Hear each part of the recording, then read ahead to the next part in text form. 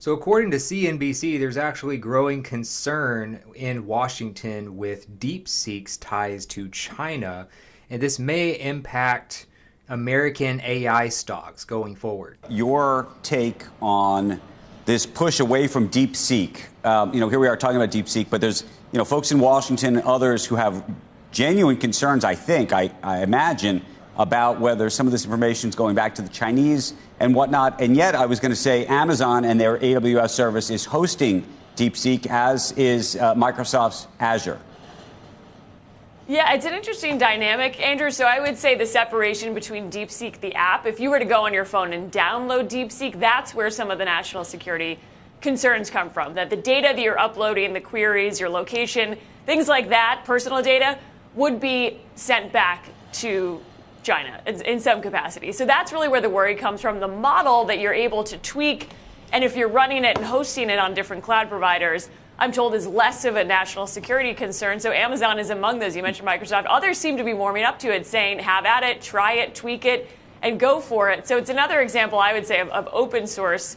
Meta's got another one, being successful and proving that it's cheaper and easier. But I would say the difference between the app and the actual model is kind of the nuance there. Although the app itself, it's similar to TikTok. There are folks downloading it without sort of the thought of, hey, my data is actually going to one of these Chinese companies. Right. So it's definitely a real risk, and people should be aware of it, especially if they're downloading DeepSeek directly. So as you may remember, there was a pretty steep drop in a lot of AI stocks. Obviously, a lot of people measure it by what NVIDIA's price is doing because they're one of the biggest beneficiaries of the AI boom. As you may remember, they had a pretty steep drop. They were around like 147, something like that, and they dropped to like 118 in one day after all this stuff came out about DeepSeek.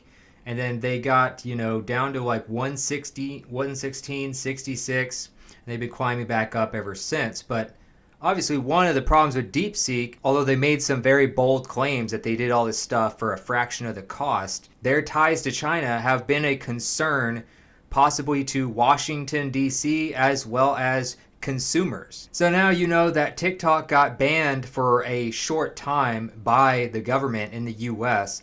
Now we have, looks like DeepSeek could be a target in the future.